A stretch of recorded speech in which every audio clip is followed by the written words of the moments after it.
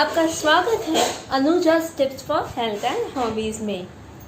बहुत दिनों बाद आपसे मिल रही हूँ, इसलिए क्षमा चाहती हूँ। पर क्या करें, कोरोना की वजह से मैं भी थोड़ी सी बीमार थी। वो सब छोड़ के वापस हम हमारी पढ़ाई पे आते हैं, जैसे कि बच्चे आए हैं। तो शुरुआत करें। आज का सेशन है ज्योग्राफी का। ज्योग्राफी बोलने पर हमें याद आता है मैप्स। मैप्स कैसे होंगे, अर्थ कैसा होगा। पर लोगों की सोच ऐसी भी होती है, नदियों के नाम रटने पड़ेंगे और यहाँ वहाँ कैपिटल वगैरह। लोग डर जाते हैं। रिलैक्स, जब मेरे साथ हो आप तो डरने की कोई बात नहीं है। मेरे टेक्निक से आपको पढ़ाई एकदम इजी लगने लगेगी। शुरुआत करें। वैसे देखा जाए तो पढ़ाई में हम लोग के होते हैं 6 सब्जेक्ट्स। 6 सब्जेक्ट्स को हम डिवाइड करेंगे तो हमारे पास कितने बचेंगे? ये फिजिक्स में आपको 3 चीज़ें सीखनी पड़ती है, E=mc²। और साइंस में आपको बाकी 2 रहती है, वो बायोलॉजी रहती है और chemistry.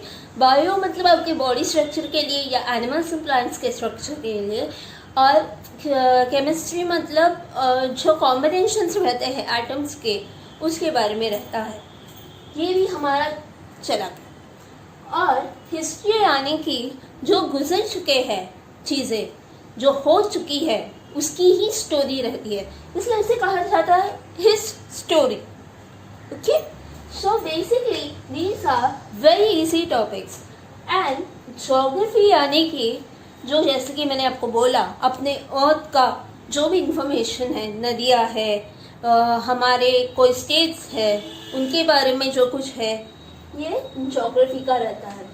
So just see 6 topics कितने सिंपल हैं, और इसका स्ट्रेस हम एग्ज़ाम के टाइम पे लेते हैं और फिर बीमार होते हैं और फिर कम मार्क्स मिलते हैं। So now let's come back to the topic कि आप अगर ये 3 अच्छे से कर लोगे और आपका ये सब्जेक्ट्स बहुत अच्छे रहेंगे, लैंग्वेज बहुत अच्छी रहेगी, कोई एक लैंग्वेज में भी आपकी माहिरियत रहेगी, तो आपको अच्छे ग्रेड्स मिल सकते। बट इसका मतलब ये नहीं होता कि आपको बाकी पढ़ना नहीं है।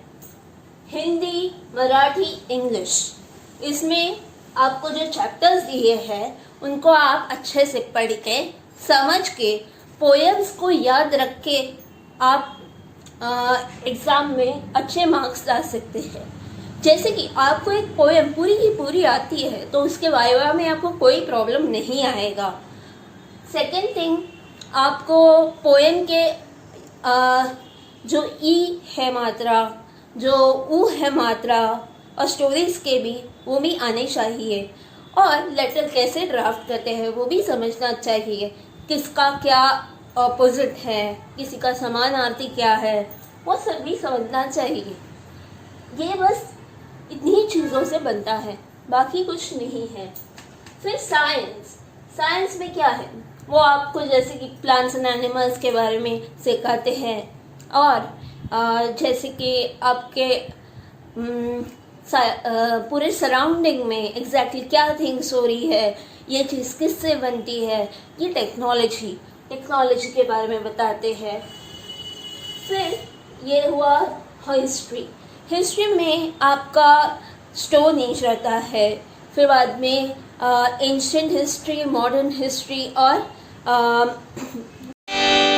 हिस्ट्री में एंशिएंट हिस्ट्री और मॉडर्न हिस्ट्री और अलग टाइप के चैप्टर्स जो हो चुके हैं वो रहते हैं। और post independence period, pre independence era, ये सब आपको सिखाया जाता है according to your standard. The last but not the least is geography. Geography में आपको बेसिक मैप्स से सिखाते हैं, जैसे कि मैप्स के किसको क्या सिंबल्स हम दे सकते हैं। फिर अर्थ जो भी है, अर्थ में अपने कितने सारे लेयर्स हैं, अर्थ कैसे घूमता है, कितने प्लैनेट्स हैं हमारे मिल्की वे में, इस सारी चीज़ों के बारे में आपको ज्ञान दिया जाता है। तो मैं धीरे धीरे बता दूंगी। ये मैंने आज आपको आपके नॉलेज के लिए और आपको इजी लगे पूजा पोर्शन, इसलिए मैंने सिखा दिया, क्योंकि अभी हमारा न्यू टर्म शुरू होने वाला है और जिन जिन लोगों का नया एडमिशन होगा उसके बाद उनकी पढ़ाई में उनकी मदद हो जाएगी। इसलिए मैंने उनको एक साइकोलॉजिकल बैकअप दिया है कि you need not stress out. जब आप पढ़ाई करते हो, अच्छे से टाइम टेबल बना के अपने पढ़ाई की, तो आपको अच्छे मार्क्स मिलना तो तय ही है। जैसे कि आपने डिसाइड किया कि मंडे टू सैटरडे हर एक दिन मैं मैथ्स के कुछ सम्स करूँगा, और इसमें अब ये हो गया हमारे बाकी सब्जेक्ट्स। 7 सब्जेक्ट रहेगा मैथ्स। ये मैंने आपको प्रैक्टिकल सब्जेक्ट्स बताए थे, थियोरी सब्जेक्ट्स बताए थे, और अभी हमारे आएंगे प्रैक्टिकल। प्रैक्टिकल में मैथ्स रहता है।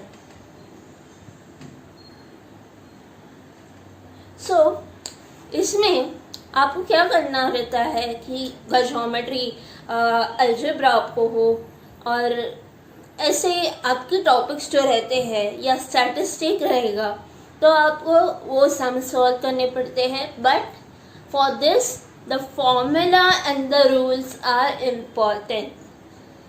तो ये भी मैं आपको सिखाऊंगी और मैं उसके ट्रिक्स दूंगी। ये तो आपके साइकोलॉजिकल बैकअप के लिए मैंने अच्छे से आपको दिया, क्योंकि आप टेंशन ना लेके पूरे साल में मेरे को पढ़ाई कितनी करनी है। पढ़ाई के लिए मैं आपको सबसे इजी वे बताती हूँ। अपना टाइम टेबल बनाओ। स्कूल से आने के बाद स्कूल में जो कुछ सिखाया है, आप फ्रेश होके रेस्ट लेके शाम को वापस वही चीज़ पढ़ो ताकि अपना रिफ्रेश हो। फिर उसके बाद अपना एक डेली टाइम टेबल रखो जिसमें आप रोज़ मैथ्स रखोगे। देखो, मैथ्स कोई डिफ़िकल्ट सब्जेक्ट नहीं है। हम सब्जेक्ट्स को डिफ़िकल्ट बनाते हैं। हमें क्या लगता है ये चीज़ मुझे आती नहीं है तो ये डिफ़िकल्ट है, but if you will try you can do it. अब अगर इलेक्ट्रिसिटी होती ही नहीं, जो पहले थी भी नहीं, तो हम देख नहीं पाते विदाउट ये आग जो जलती थी उससे हम दिया वगैरह जलाते थे। बट आइंस्टाइन ने 10,000 बार कोशिश की और इलेक्ट्रिसिटी बनाई। ऐसी कोई चीज़ नहीं है जो नामुमकिन है। सो आप भी पूरी अच्छे से तैयारी कीजिए। रोज़ मैथ्स ये एक सब्जेक्ट रखिए आपके टाइम टेबल में। एक एक करके हर एक दिन का एक सब्जेक्ट जो रहता है, जैसे कि ये हिंदी, मैथ्स, इंग्लिश, ये सारे जो लैंग्वेज सब्जेक्ट्स हैं वो रखिए। लाइक मंडे को हिंदी, फिर मराठी ट्यूसडे को, फिर इंग्लिश। जैसे जैसे आप ज़्यादा टाइम नहीं हो रहा हो, बोरियत आ रही हो, तो आप 20 मिनट से स्टार्ट कीजिए। Okay, but I would recommend you कि जो सब्जेक्ट आपको डिफ़िकल्ट लगता है उससे आप स्टार्ट कीजिए। डिफ़िकल्ट सब्जेक्ट पहले हो गए तो फिर आपको एंड में बोर नहीं होगा। Like you have to start with enthusiasm. Meditate कीजिए, अच्छे से मेडिटेट कीजिए और उसके बाद स्टार्ट कीजिए। और अगर आपको आवाज़ में नहीं हो रही है पढ़ाई तो अपना रूम क्लोज करके पढ़ाई कीजिए, या किसी शांत जगह पे जाके लाइब्रेरी में एनरोल करके पढ़ाई कीजिए। फिर आपकी पढ़ाई देखो कैसे होती है।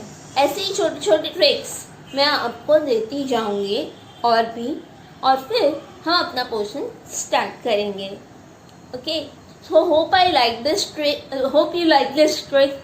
एंड अगर आपको ये मेरा वीडियो अच्छा लगा तो लाइक कीजिए, सब्सक्राइब कीजिए और शेयर कीजिए मेरे शो अनुजा's tip for health and hobbies पे। सी या, स्टे स्माइलिंग।